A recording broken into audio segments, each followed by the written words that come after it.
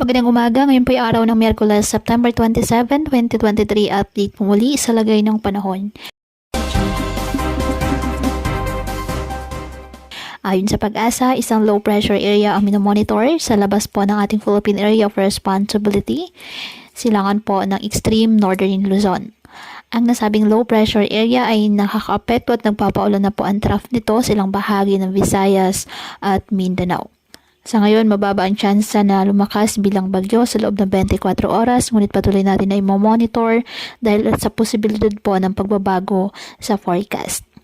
Habang mga localized thunderstorms naman patuloy pa rin na nagpapaulan sa iba pang bahagi ng ating bansa, kasabay po ng habagat o southwest monsoon.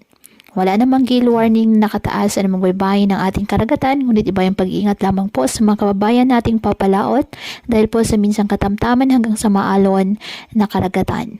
Ngayong araw, dahil po sa trough ng nasabing low pressure area, ang Mindanao at Eastern Visayas asahan po ang maulap na kalangitan na may kalat-kalat na pag-ulan at thunderstorms.